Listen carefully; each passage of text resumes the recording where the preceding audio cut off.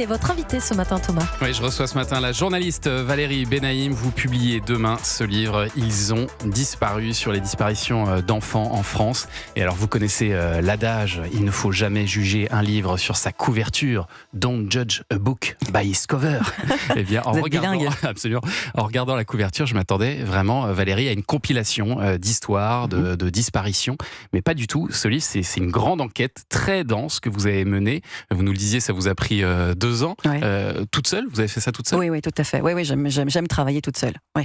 Pour pouvoir prendre le temps de réfléchir, de me poser, de rencontrer les différents acteurs. En l'occurrence, sur ce sujet, il y avait deux entrées possibles, où il y avait une entrée totalement police-justice, où il y avait une entrée testimoniale. Ouais. Et moi, je voulais justement avoir la vision la plus large et la plus globale du sujet et avoir tous les acteurs de ce sujet, à la fois des magistrats, des avocats, des présidents de tribunaux, mais aussi des policiers, des gendarmes, des parents évidemment qui ont témoigné, des associations. Je suis même allée voir des médiums, parce qu'à un moment ou à un autre, dans le trajet de vie des parents d'enfants disparus, ils vont rencontrer ou des dérives sectaires ou des médiums. Des radiesthésistes, etc. Donc j'ai voulu vraiment englober le sujet et aller à la rencontre de tous les gens qui étaient impactés par ce thème. Et cette enquête, elle part d'une angoisse personnelle? Cette enquête, elle part d'une double casquette. Vous m'avez présenté comme journaliste, c'est ce que je suis, et sur nos émissions, ici à Europe 1 ou ailleurs, moi, on ne fait que parler de faits divers, entre guillemets, avec des parents, l'affaire du petit Émile Soleil, l'affaire de Lina, etc. Donc je me suis demandé d'abord si c'était juste, entre guillemets, que des faits divers, isolés. Et puis après, il y a l'autre casquette, qui est celle de maman. Et donc, vous avez un grand garçon? J'ai un grand garçon de 25 ans, les deux sont percutés, et je me suis dit qu'il fallait que je comprenne un petit peu ce que ça voulait dire tout ça. Avec ce chiffre qui nous scotche dès la couverture, un enfant disparaît en France toutes les 13 minutes. 38 000 disparitions de mineurs ont été signalées en 2024. Mais après, vous ajoutez tout de suite, il faut dire que 95% sont des fugues. Ouais. Et la plupart reviennent. Oui, c'est ça. En fait, 38 000 signalements de disparition, c'est pas 38 000 enfants qui disparaissent, et heureusement. Pour autant, le chiffre reste très élevé. Pourquoi je dis que c'est pas 38 000 enfants qui disparaissent? Parce qu'un signalement, par exemple, si votre enfant disparaît parce qu'il fait une fugue, qu'il revient et que vous ne le signalez pas comme revenu, il va être comptabilisé. Et puis si c'est un enfant un peu compliqué qui va refuguer dans la semaine ou dans le mois, etc., il sera à nouveau comptabilisé. Et un même enfant peut être comptabilisé 1 fois, 5 fois, 10 fois. Donc c'est pour ça. Mais le phénomène existe. Vous avez parlé de 95% de fugues.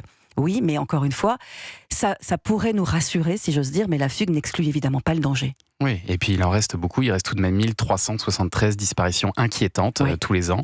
Et donc autant de familles en détresse. Est-ce que ce chiffre d'ailleurs est en augmentation ces dernières années, Valérie Benaïm, ou bien ça a toujours existé, seulement on en parle plus aujourd'hui? Alors c'est un chiffre qui a toujours existé, c'est relativement stable, le chiffre des disparitions inquiétantes.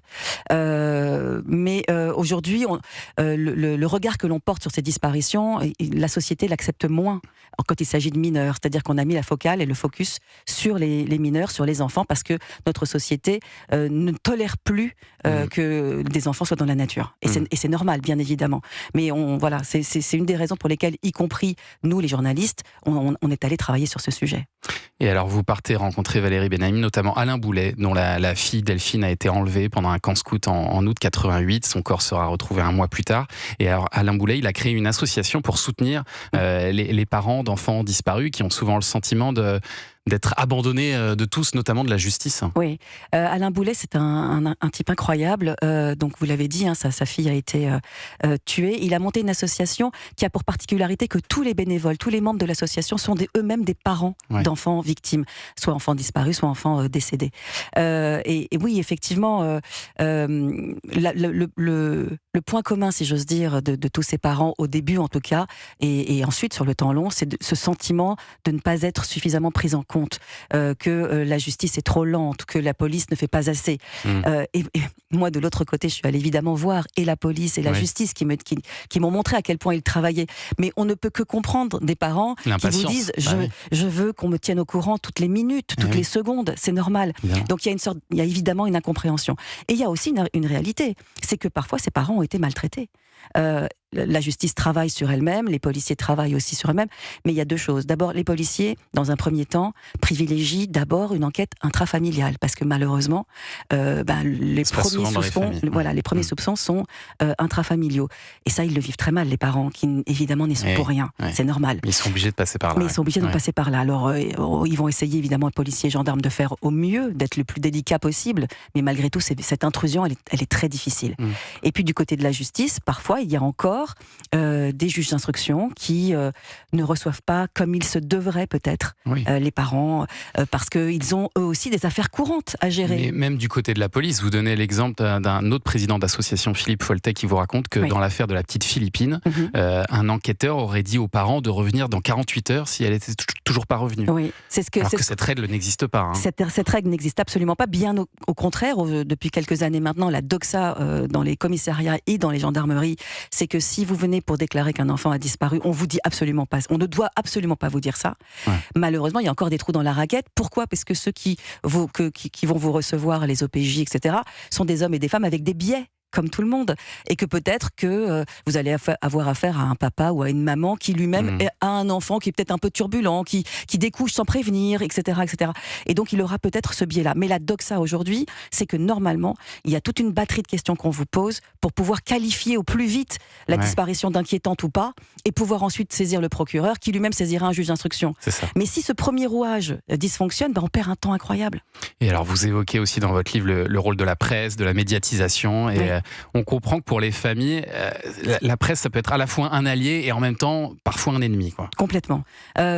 Ils ne peuvent pas s'empêcher de dire que la presse est très importante pour eux, et en même temps, c'est plutôt sur le temps long que la presse devient quelque chose qui est pas un ennemi, mais en tout cas qui les laisse tomber. C'est-à-dire que évidemment tous les flashs, tous les projecteurs, tous les journalistes seront sur eux pendant le moment qui est le moment d'hébétitude, où on apprend l'information, où on est dans l'action, où on cherche désespérément.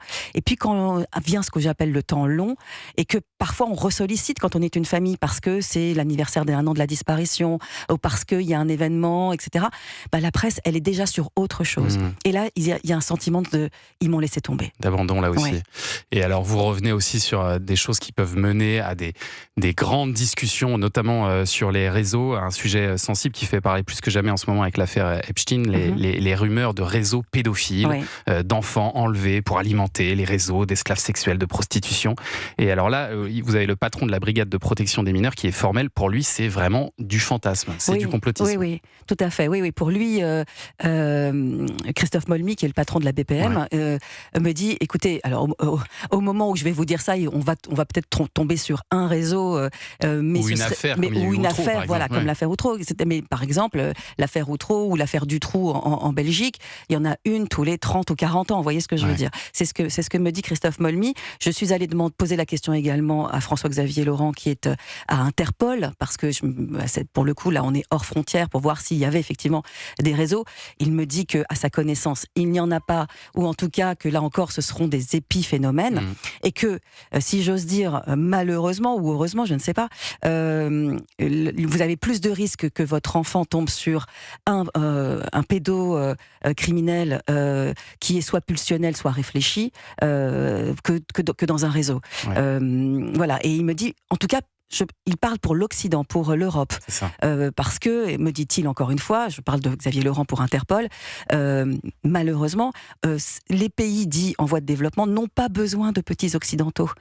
Ils ont, hélas, sur place, de quoi faire leur macabre affaire. Il est passionnant, ce livre de Valérie Benaïm. Ils ont disparu. On vous le recommande vraiment si vous voulez aller plus loin sur ce sujet. C'est publié demain aux éditions Fayard. Et Culture Média, Thomas Hill continue après les infos de 10h30 sur Europe 1. Juste avant de recevoir Jérémy Ferrari, dans un instant, j'aimerais qu'on parle aussi un petit peu de télé avec vous, Valérie, et de Tout Beau Tout Neuf. Vous êtes chroniqueuse aux côtés de Cyril Hanouna. Et j'ai appris un truc sur votre rôle dans l'émission. Ah bon ? Un truc important. Je vais vérifier si les infos sont bonnes dans un instant.